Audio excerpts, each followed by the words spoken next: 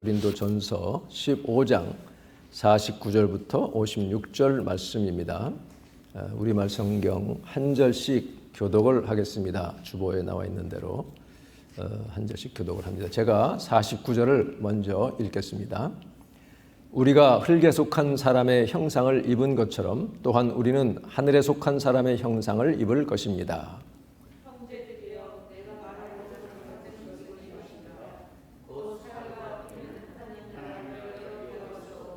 썩을 것은 썩지 않을 것을 이어받을 수 없습니다. 보십시오. 내가 여러분에게 비밀을 말합니다. 우리는 다 죽지 않고 모두 변화할 것입니다. 마지막 나팔소리에 순식간에 다 그렇게 될 것입니다. 나팔소리가 나면 죽은 사람들이 썩지 않을 몸으로 살아나고 우리도 변화할 것입니다. 이 썩을 몸이 썩지 않을 것을 입어야 하고 이 죽을 몸이 죽지 않을 것을 입어야 합니다. 이 썩을 몸이 썩지 않을 것을 입고 이 죽을 몸이 죽지 않을 것을 입을 때는 기록되어 있는 이 말씀이 이루어질 것입니다. 사망이 삼켜져 승리를 얻었도다. 사망아, 네 승리가 어디 있느냐? 사망아, 너의 독침은 어디 있느냐? 사망의 독침은 죄요, 죄의 권세는 율법입니다. 다 같이 그러나 우리 주 예수 그리스도를 통해 우리에게 승리를 주시는 하나님께 감사를 드립니다. 아멘, 아멘. 이것은 살아계신 하나님의 말씀입니다. 하나님께 감사. 아멘.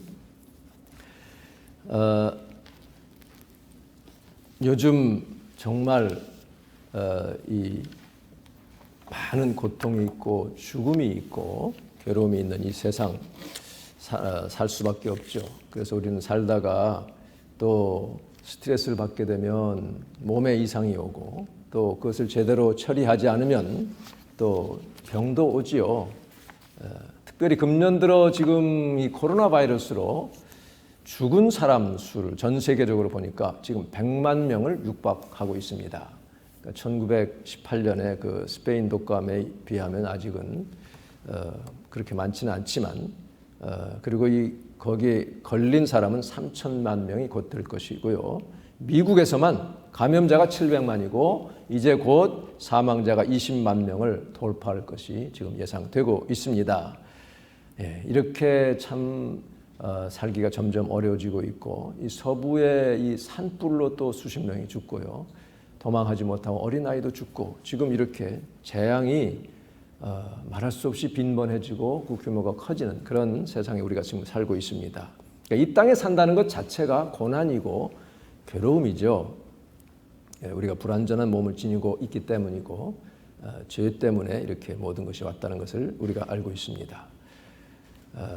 제 그 친척 가운데는 한동안 그 파이브로마이알지아라고 해서 섬유 조직염, 그러니까 이 세포마다 섬유 그 조직이 막 고통을 느끼는, 그래서 섬유 근육통이라고도 하는데 어디를 만져도 아픈 이제 그런 것으로 참 고생을 좀 한동안 했어요. 지금은 조금 나아졌다고 합니다.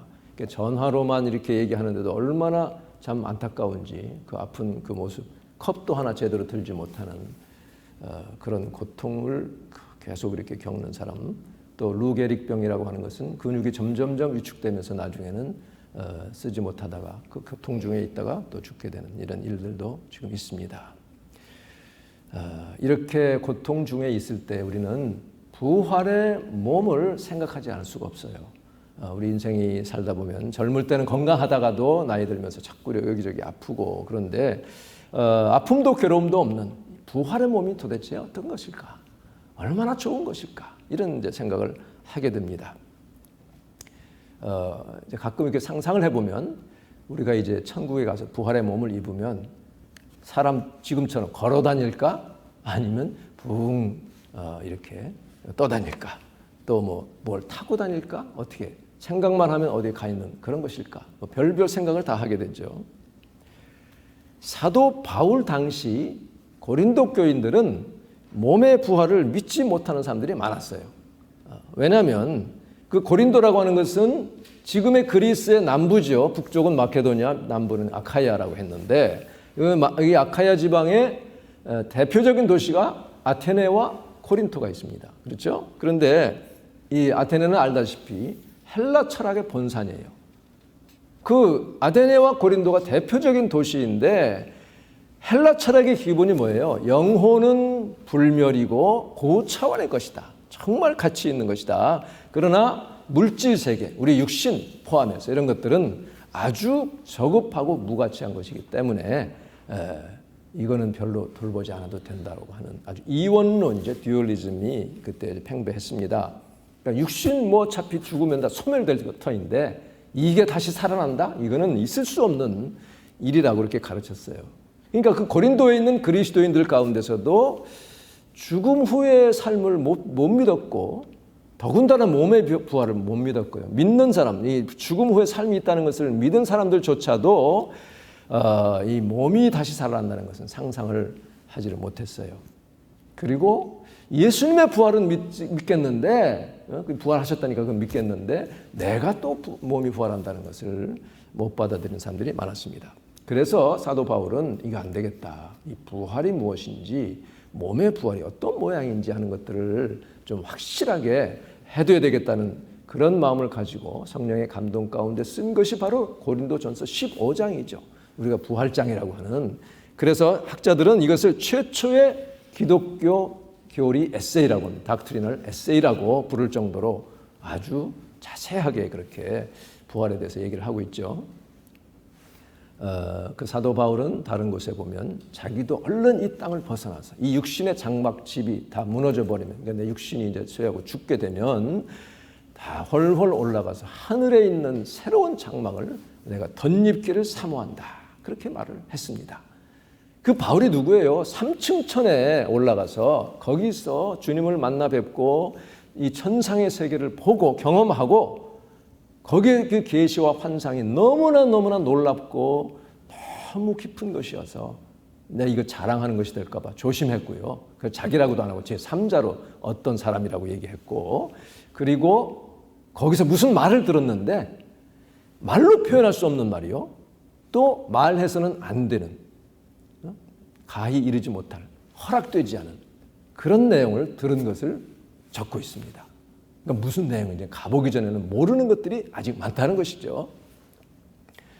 그러면서 그는 자기가 지금 그렇게 빨리 주님 앞에 올라가고 싶은데 내게 주신 사명, 내가 지금 갖고야 할 그 교회와 성도들 이런 걸 생각하면 어느 것을 내가 취소해야 될지 모르겠다 할 정도로 그렇게 그것이 너무나 아름다운 복된 것임을 얘기하고 있습니다. 우리는 몸의 부활을 믿습니다. 매일 우리가 매 주일마다 사도신경 고백할 때 성령을 믿사오며 거룩한 공회와 성도가 서로 교제하는 것, 교통하는 것과 그 다음에 몸이 다시 사는 것과 The resurrection of the body. 그러니까 몸의 부활이죠. 몸의 부활을 믿고 영원히 사는 것, 영생을 믿습니다. 하고 고백하는 것이죠. 자, 그러면 이 몸의 부활이 어떤 모습으로 부활될 것인가? 뭐 요즘 그 인기들을 끌고 있는 무슨 좀비도 아니고요.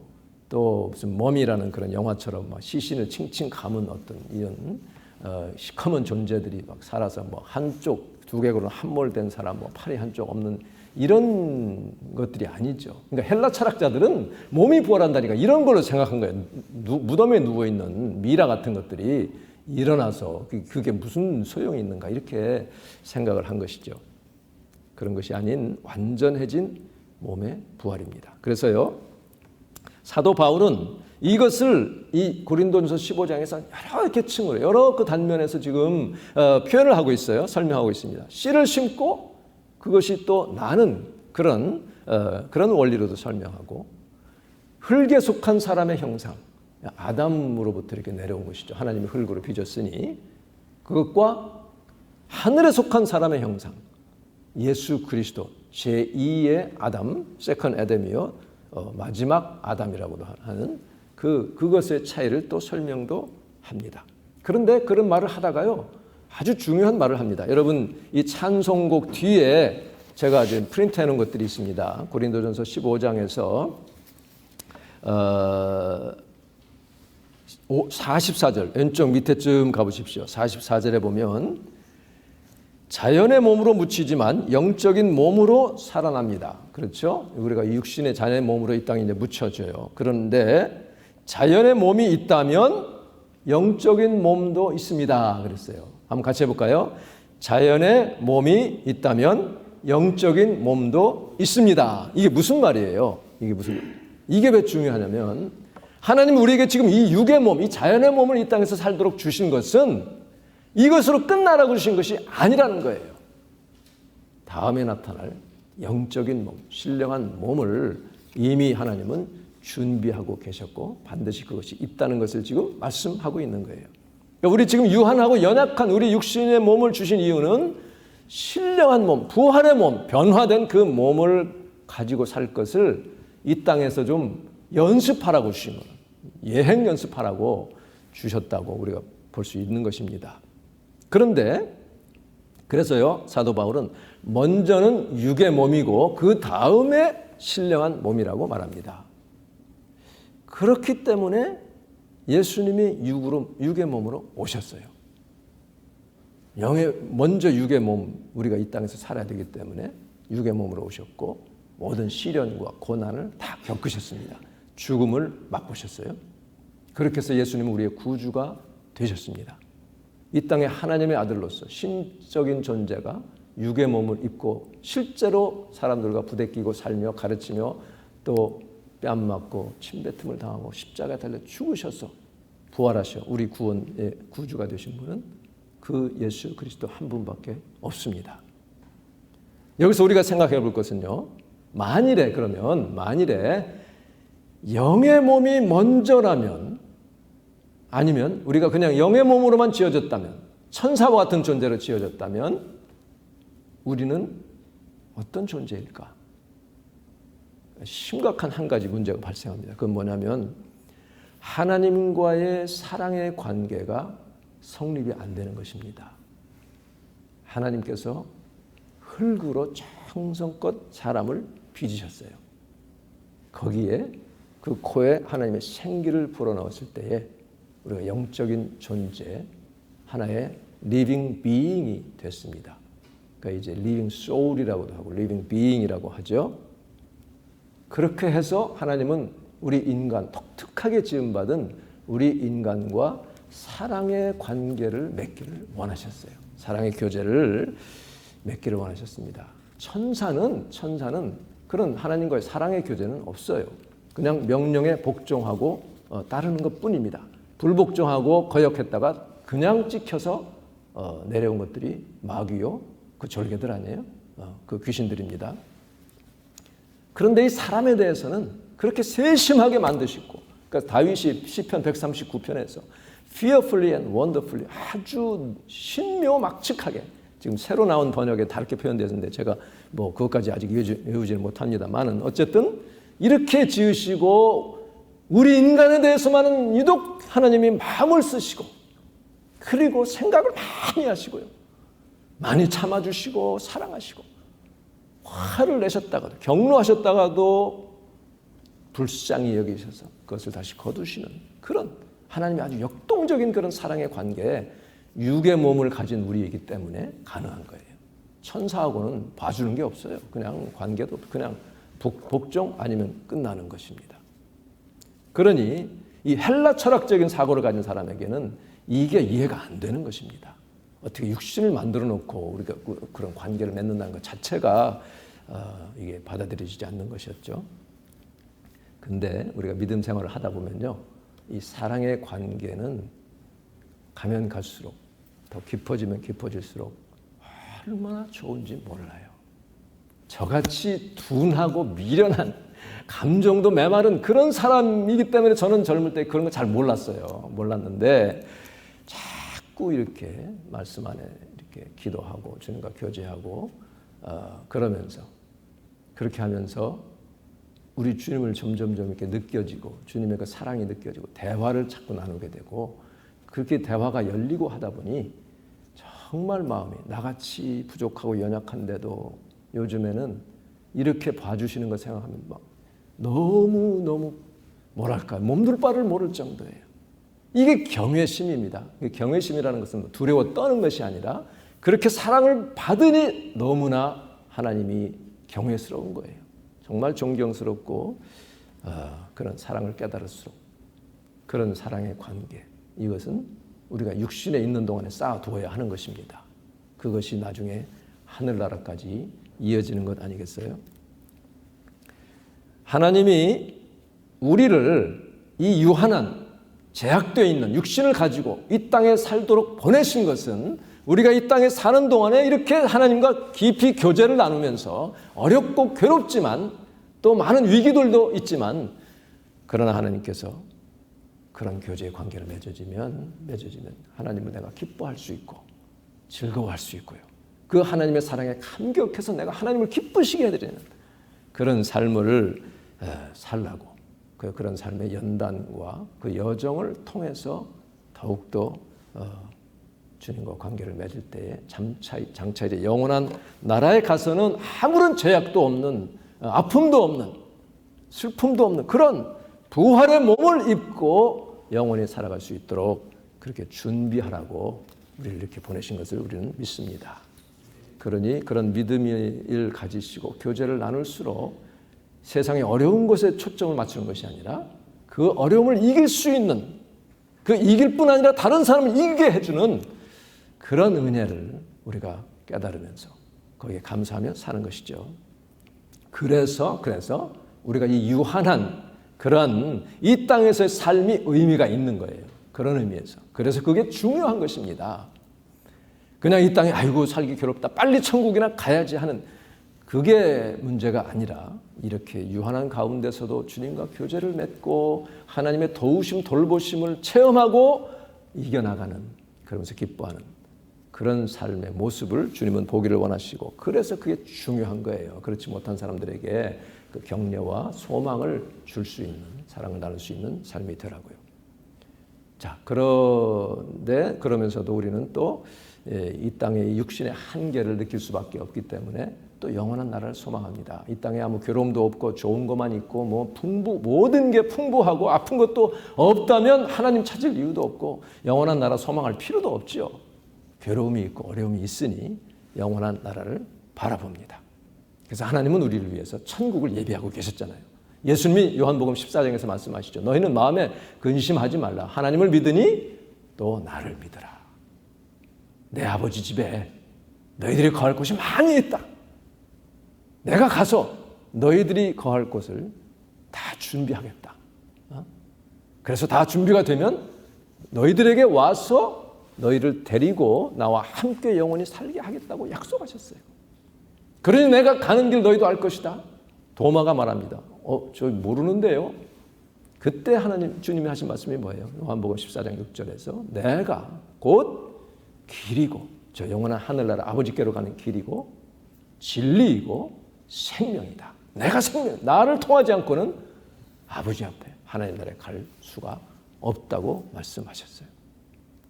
내 있는 곳에 너희도 함께 있게 될 것이다. 곳이라고 장소를 얘기했습니다. 이제 어떤 분들은 그렇게 생각할 수도 있어요. 이게 공간의 개념이 아니다. 어떤 상태, 스테러스를 얘기하는 것이다. 하지만 공간이 아닐 필요도 없어요. 주님이 만드셨다는데, 주님이 만드신다는데, 새 예루살렘이 내려온다는데 그 공간의 개념이 분명히 있지요. 그러면 그곳이 어딜까? 지금 막 계속 팽창한다거나 우주 밖의 공간일 수도 있고 어디인지는 몰라요. 가보면 알 것입니다. 사도 바울은 이미 가서 봤을 거예요. 허락되지 않아서 말을 안 하는 것 뿐입니다. 그리고 그곳에 가면 누가 우리의 수종을 들겠습니까? 천사들이 우리 수종을 드는 거예요. 그러니까 지금 우리가 이 형편상으로는 천사보다 조금 낮은 단계이기 때문에 천사를 부러워할지 모르지만, 그러나 우리가 이 땅에 있는 동안 그 예수 그리스도의 십자가의 권한과 그것을 통한 우리 인간의 구원, 그 비밀을 천사들도 보고 지금 부러워한다고 말씀하고 있어요. 이 땅에서 사명을 잘 감당하면 나중에 천사들이 우리를 부러워하고 우리를 수종드는 존재가 된다는 것이죠. 천국에는 없는 게 너무 많습니다. 병원도 없어요. 데모도 없어요. 그러니 닥터가 될 필요도 없고요. 없는 게 너무 많아. 제가 한때가 준비했다가 그냥 다 지워버렸어요. 하도 많아가지고. 천국에는 안식이 있습니다. 기쁨이 있어요. 거리낌 없는 누림이 있습니다. 그 천국을 우리가 소망합니다. 하나님과의 참된 교제, 이웃과의 참 사랑의 그런 관계, 그것이 천국이에요. 그러니까 우리 교회는 그러한 천국의 모습을 자꾸 좀 퍼뜨리고 그것을 만들어내고 점점 지속시킬 수 있는 장을 만들어야 하는 것이죠. 바울은 고린도전서 15장 35절부터 이제 부활의 몸에 대해서 말씀을 하고 있습니다. 35절에 보면 여기 가운데쯤 보면요, 프린트한 곳. 그러나 어떤 사람은 죽은 사람들이 어떻게 살아나며 어떤 몸으로 옵니까? 라고 물을 것입니다. 그러놓고 36절에 어리석은 사람이 You fool! 하고 얘기해요. 그게 뭔지 모르겠느냐? 씨와 거기 나오는 식물의 관계. 씨는 알갱이뿐이죠. 거기에 무슨 형체가 있어요? 아무것도 없어요. 그냥 새카만 알맹이뿐입니다. 그러나 그 씨가 죽지 않고는 살아날 수 없다. 죽는다는 게 무슨 뜻일까요? 예수님도 하늘의 밀이 땅에 떨어져 죽지 아니하면 열매를 맺을 수 없고 죽어야 많은 열매를 맺는다 그랬어요. 죽는다고 하는 것은 그 생명 자체가 없어진다는 뜻이 아니라 본래의 모습이 하나도 남지 않는다는 거죠. 그러니 그 씨를 심었는데 나오는 거 보니까 씨의 모습은 전혀 없고 완전히 새로운 모습으로 나왔잖아요. 그것이 말하자면 죽었다가 살아난 것 같은, 씨를 심었으니 죽은 줄 알았는데 전혀 다른 모습으로 나온, 이것이 바로 부활의 몸이라는 것입니다. 당신이 뿌리는 것은 장차 생겨날 몸 자체를 뿌리는 것이 아니라 알갱이 하나, 밀이나 5곡식의 알갱이 뿌리는 것일 뿐인데 하나님이 뜻하신 대로 그것을 통해서 여러 가지 곡식들을 다 고유한 몸을 주신다 하면서 천체의 그 영광들을 얘기하죠. 해와 달의 영광이 다르고 별과 별들의 영광이 다르다. 그것은 바로 우리의 이 영화된 몸, 부활의 몸, resurrection body죠. 이것이 그 사이에도 영광이 다르다는 것을 우리가 여기 맛을 통해서 볼 수 있습니다. 그러니까 이 땅에서 어떻게 사느냐에 따라서 차별화된다는 것을 말하는 것이죠. 그렇다면 천국에 무슨 차별이 있을까? 이게 천국인가라고 의문을 할 수도 있습니다.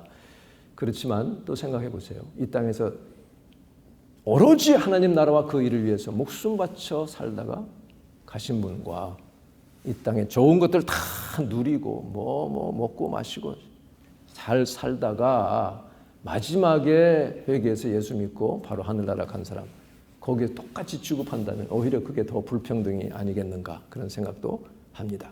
자, 이제 논제의 핵심으로 가면 42절에 죽은 사람의 부활도 이와 같습니다. 썩을 몸으로 묻히지만, 우리 육신은 썩을 몸이죠. 이 땅에 있는 동안에. 그러나 썩지 않을 것으로 살아납니다. 비천한 가운데 묻히지만 영광 가운데 살아납니다. 약한 사람으로 묻히지만, 우리가 약해서 다 죽잖아요. 그러나 강한 사람으로 살아납니다. 그 다음에 아까 말한 대로 자연의 몸으로 묻히지만 영적인 몸으로 살아나는데, 자연의 몸이 있으니 반드시 영적인 몸도 있다고 말합니다.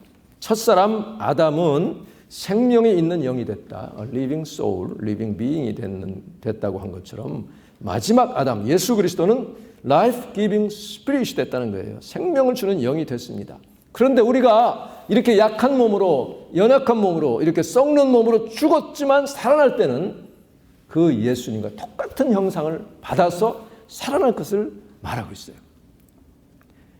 그래서 지금 여기 보면요, 아까 말한 대로 지금 이 신령한 것이 먼저가 아니고 자연적인 것이 먼저라고 한 것이 그렇게 말한 이유가 또 하나 있습니다. 이건 뭐냐면 당시 아까 말한 대로 이 고린도 지역에 이원론, 헬라 철학의 이원론이 퍼져 있어가지고 이데아의 세계, 여러분 학교에서 좀 들어보셨죠? 영적인 세계가 현실 세계, 현상 물질 세계보다 앞선다라고 그렇게 가르쳤어요.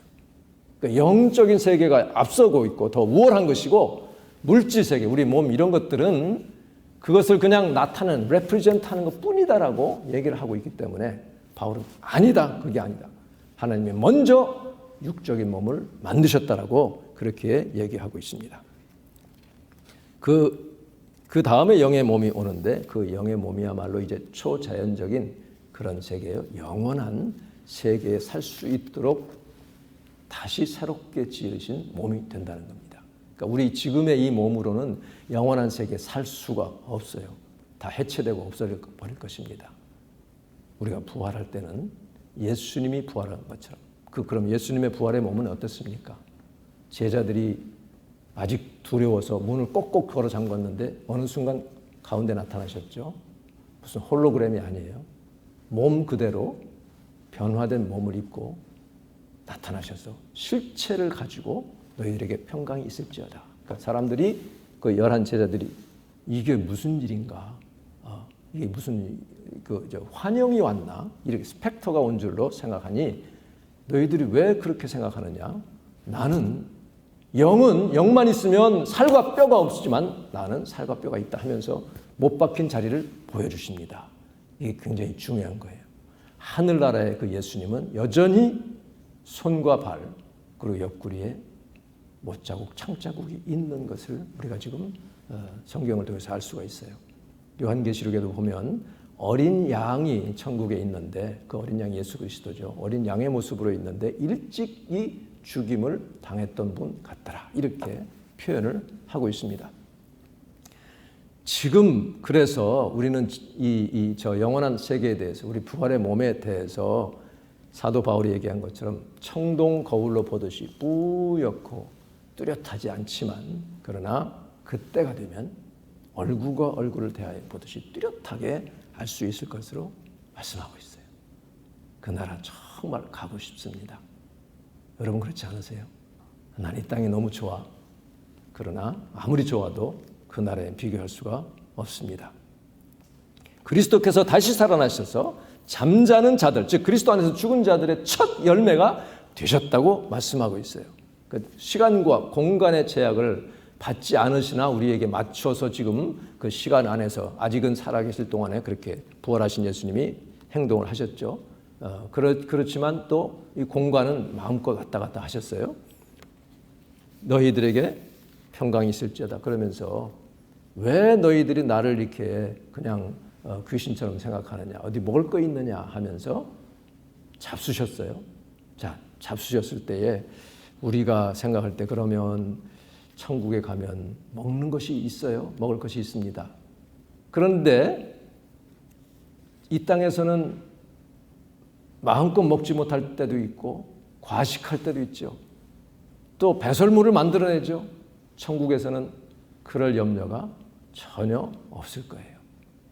그리고 안 먹어도 뭐 아무 문제가 없을 터인데 그러나 천국에는 잔치가 그렇게 많다고 하니 먹는 즐거움은 계속될 것 같아요.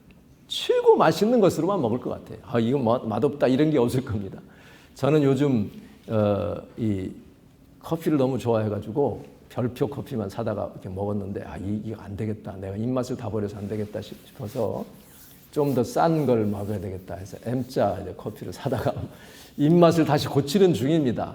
왜냐하면 그 별표 커피가 맛있는데 그것만 계속 먹다 보면요. 그때의 어떤 컨디션에 따라서 또 어떻게 끓였냐에 따라서 또 맛이 또 달라요. 그러니까 아무리 맛있는 것도 이 땅에서는 먹을 때에 따라서 또 다릅니다. 내 몸의 컨디션에 따라서 어떤 때 맛있고 어떤 맛없어요. 차라리 낮추어서 먹다가 나가서 그레고리나 이런 스타벅스에서 먹으면 그게 얼마나 맛있겠어요. 한계가 있는 우리 인간인데 천국 가면 그런 염려가 없을 거예요. 여러분 너무 좋은 것이죠. 연약함이 없죠. 피로라는 게 없을 겁니다. 요즘 저는 안 자고 싶은데 안 잘 수가 없잖아요. 근데 천국은 밤이 없으니 잘 필요도 없어요. 아프지도 않습니다.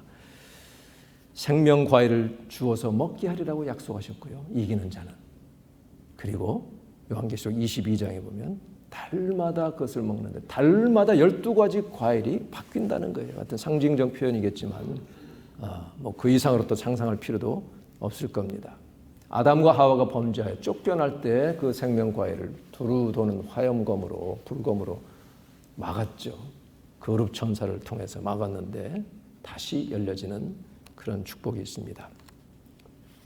여러분 주님께서 우리에게 예비하신 엄청난 축복의 그 천국 그것을 가려면 거기에 합당한 자가 되려면 부활의 몸을 입어야 되는데 그 부활의 몸은 아무런 제약도 아픔도 없는 그런 변화된 몸입니다. 가서 어떻게 살지는 가보면 알 것 같아요. 가고 싶습니다, 여러분. 여러분도 다 같이 참여할 수 있기를 간절히 바랍니다. 예수님이 제자들에게 얘들아, 내가 지금 부활했는데 이렇게 몸이 있는 것처럼 보이지만 아무것도 아니다. 먹을 필요도 없다. 이렇게 하신 게 아니에요. 나 지금 살과 뼈가 있다. 다 보여주셨어요. 그러면서 먹을 것 좀 내봐라. 내가 먹겠다. 그러니까 우리도 가서 먹을 거라는 그런 얘기죠. 예. 이렇게 좋은 천국. 그런데 지금은 사망이 있어요. 그 괴로움이 있습니다. 그래서 사도 바울이 그 말 거의 고린도전서 15장 끄트머리 부분에 뭐라 그랬어요? 사망아, 내 승리가 어디 있느냐? 내가 지금 이긴 것 같지? 내가 그 독침으로 사람을 죽이고 있지. 그러나 마지막에 멸망받을 원수가 사망이라고 그랬어요. 사망도 불못에 던지면 사망이 없다는 것이죠. 사망에 쏘는 독침은 죄요. 그러니까 죄 때문에 사망이 왔다는 것이고 그 죄의 권능은, 그 독침의 그 힘은, 그 독의 힘은 어디서 왔느냐? 율법이라는 것이죠. 율법은 하나만 어겨도 다 어긴 거나 마찬가지이기 때문에 그러나 그 율법을 완성하고 이루신 예수 그리스도 안에 있는 자는 사망을 이기고 온전한 생명 가운데 부활의 몸을 입고 영원히 기쁨을 누릴 것을 우리는 분명히 믿습니다. 그러므로 사도 바울이 맨 마지막에 뭐라고 했어요? 그러므로 내 사랑하는 형제들이여 굳게 서서 흔들리지 마십시오. 흔들리지 마십시오. 여러분의 수고가 주 안에서 헛되지 않음을 알고 항상 주의 일에 더욱 힘쓰는 자들이 되라고 권면하고 있습니다. 이 땅에 사는 동안에 영원한 나라를 위해서 그 크레딧을 쌓아가는 저희가 되기를 바랍니다. 세상에서는 너희가 환난을 당하나 담대하라.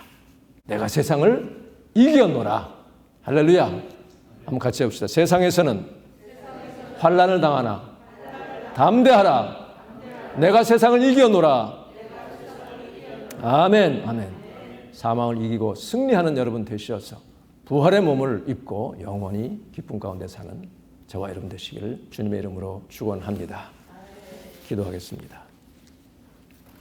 이 말씀을 생각하며 주님, 나도 예수 그리스도의 부활을 힘입어 같이 부활의 몸을 입게 하여 주시옵소서. 기도하시고 복음 전도의 열정을 부어주시고 성령의 부흥을 주옵소서. 코로나 백신을 위해서 특별히 지금 서부에 산불이 너무나 심합니다. 정말 말할 수 없이 고통 중에 있습니다. 그 영향이 속히 사라지기를 위해서 기도하시고 한국의 교회를 위해 북한의 동포들을 위해서 우리 같이 합심하여 기도하겠습니다. 하나님 아버지 은혜를 감사합니다. 주님, 우리가 이 땅에 사는 동안에는 고통이 있고 한계가 있고 주님 연약함이 있습니다. 그러나 하나님은 그런 가운데서도 우리를 사랑하셔서 주님과 깊이 교제하게 하시고 그 교제를 통한 놀라운 기쁨, 엄청난 정말 그 주님의 돌보심, 말할 수 없는 하나님의 사랑을 느끼게 하심을 진심으로 감사합니다. 주여, 저희들을 기뻐하시는 아버지, 우리의 죄악된 모습도 주님 앞에 내놓을 때마다 용서하시고 새롭게 하시는 주님을 찬양합니다. 주님을 기뻐합니다. 주여, 저희들 부활의 몸을 입을 그날까지 이 땅에서의 모든 사명을 충성되게 감당하는 저희가 되게 하여 주시옵소서. 저희들에게 복음을 전할 열정을 허락하시고 성령의 기름을 부어주시기를 원합니다.